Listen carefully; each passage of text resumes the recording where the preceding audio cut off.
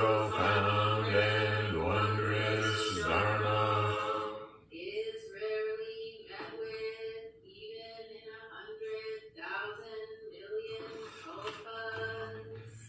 is rarely met with even in 100,000 million kalpas. Now we can see and hear it. Now we can see and hear it. Accept and maintain it. May we unfold the meaning of the Tathagata's truth. May we unfold the meaning of the Tathagata's truth. Okay, good morning. Good morning, everybody at Nebraska Zen Center. Welcome. Thanks for your practice. Myorin, thanks for your wonderful e-knowing, your voice. Wonderful, good work there. And I want to just welcome Genyu, Koyu, and Colin from Harrisburg, Pennsylvania. So good to see you guys. And yeah, wonderful. Thanks for being here. And Heather from our neck of the woods, from my neck of the woods in Des Moines, Benji online, Chris, Monty, Keith from our neck of the woods here in Ames, Max, Vicky, sorry you got COVID. I'm a little bit under the weather myself, but I hear you. Joe, thanks for being here. And Navab, happy birthday to Navab. Her birthday is tomorrow. So thanks for being with us this morning. All right. I'm going to share my screen and offer you a talk.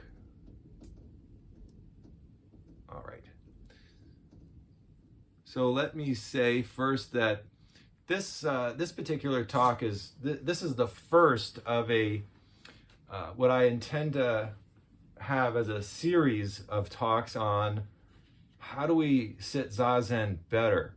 How do we sit Zazen with more maybe energy is one way to think about it, with more energy, with more enthusiasm, with more enjoyment.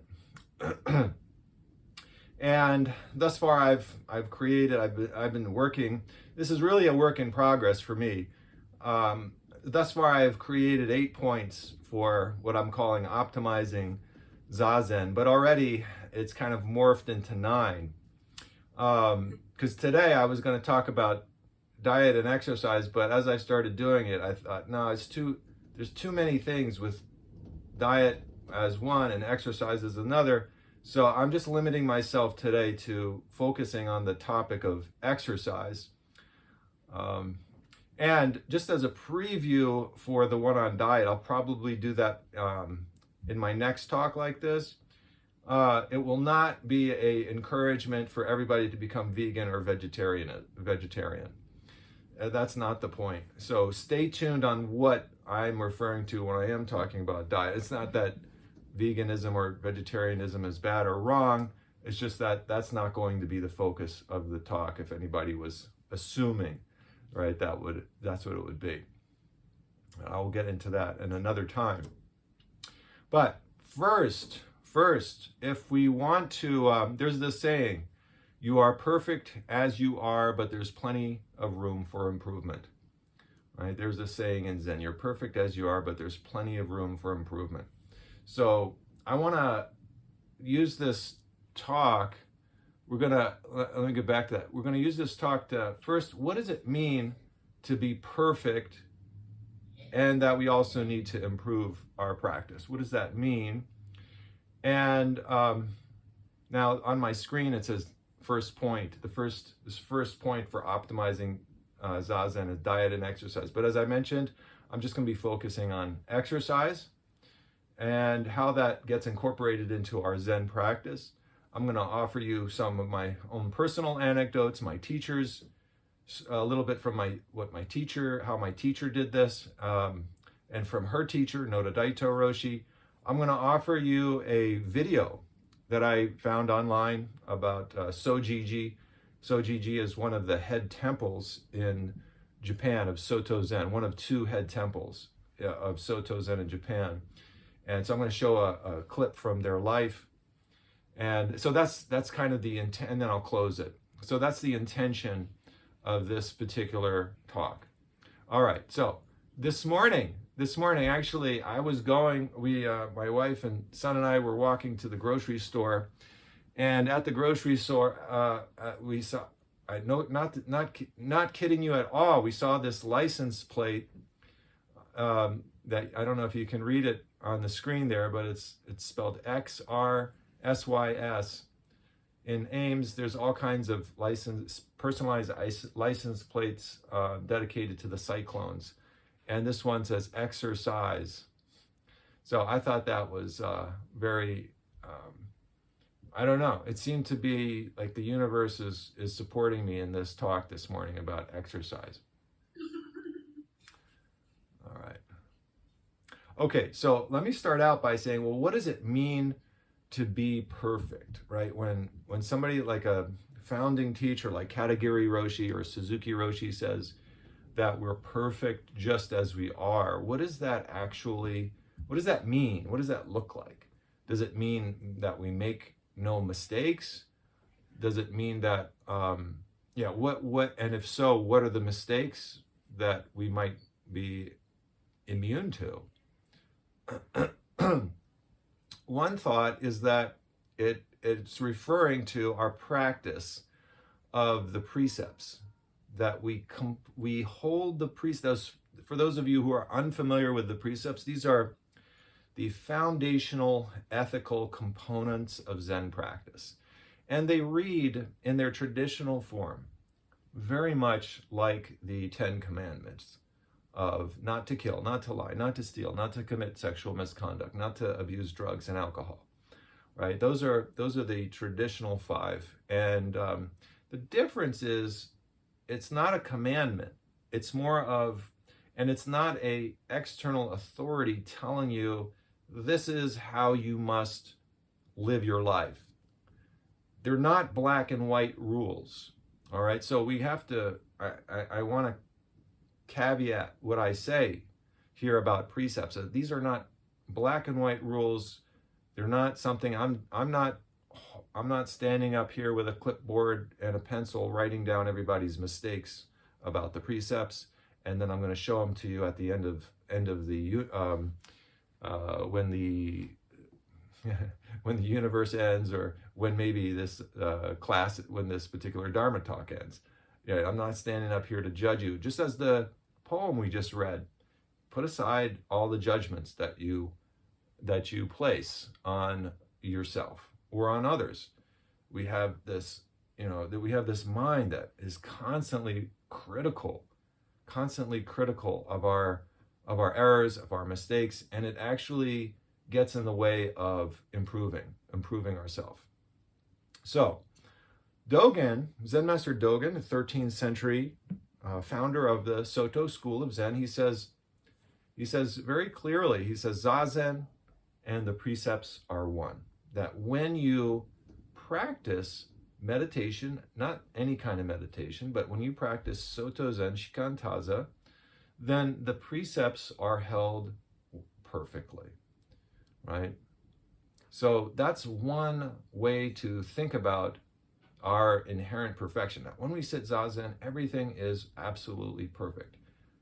The problem with that is that we often don't feel like everything's perfect when we're sitting Zazen. And if you're like me, this past half hour of sitting, it was filled with challenge and difficulty, and it required some effort on my part, as I'm sure it did your part, to stay still, to remain quiet, to not move, right? This is a challenge that we all face when we sit. So again, we have to ask the question, what does it mean to say Zazen and the precepts are one, especially if we don't feel like we're at one with everything? All right. So Zazen, here we practice Zazen for the sake of nothing. This is a common refrain in Soto practice. Zazen, which means seated meditation, We do it. Why do we do it? Well, if you were to ask somebody in our general society what meditation is for, and certainly it looks like what we're doing is meditation. Zazen looks like meditation. If you ask somebody, they're saying, well, they want to have peace of mind, right? Somebody looking from the outside in, oh, they want to gain wisdom. And just a real short response to that is, when we do Zazen, it's not to gain anything in particular. And that is not to say that we don't have periods of feeling at ease, of oneness, of peace, of wisdom, of insight, of compassion. It's not to say that we don't experience those things. It's just that we're not trying to aim for them. Because as soon as we set ourselves up to aim for some goal, we are creating tension in our body and mind. So the practice of Zazen is letting go of these goals, just like Faith and Mind that we just read says that the foolish seek after goals.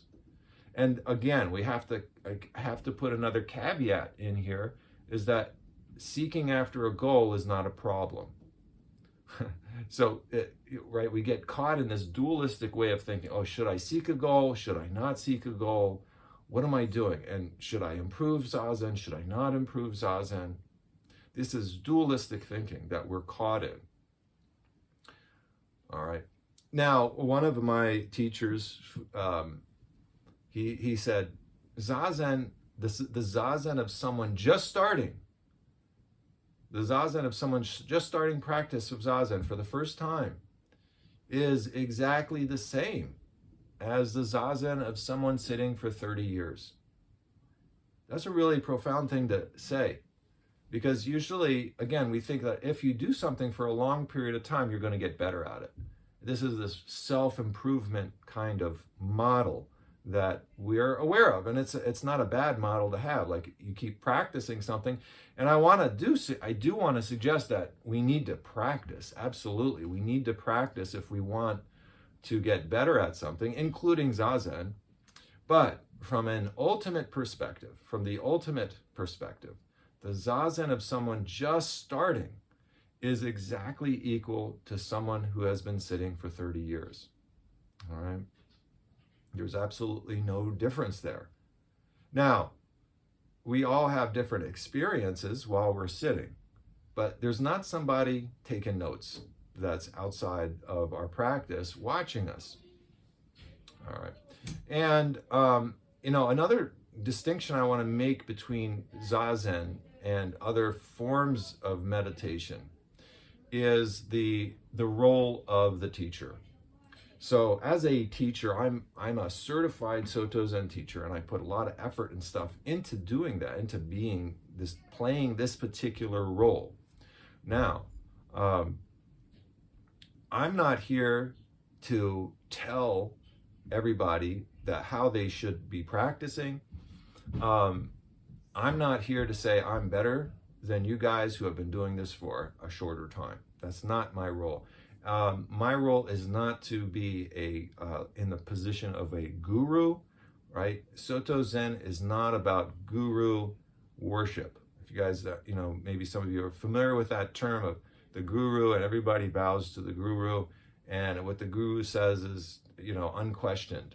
That is not Soto Zen. It's not the way that I experienced practicing with my own teacher. It's not the way that I experienced practicing in Japan with other Japanese monks. It's just that I am playing a particular role as a teacher. And as a teacher, I sometimes point things out to folks, but it's not please don't take what I say personally.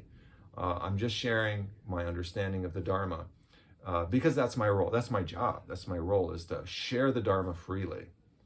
And I want to be perfectly transparent about what my role is. It's not that I desire to have students following me.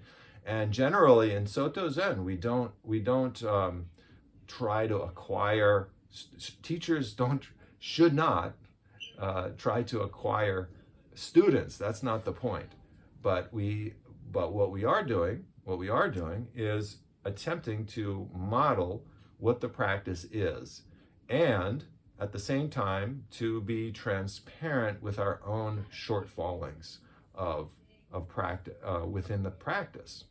So I will share with you freely my own mistakes, right? Because I'm not by any sense or stretch perfect at this, and I have difficulty even after close to 30 years of sitting regularly, of sitting Zazen. All right, so given this these kinds of this caveat about what does it mean to be perfect just as you are, and what does it mean to, how do we, is there something that we can do? Because oftentimes we don't feel like our Zazen is perfect, right? Most of us, when we sit Zazen, we're not feeling like everything's perfect. So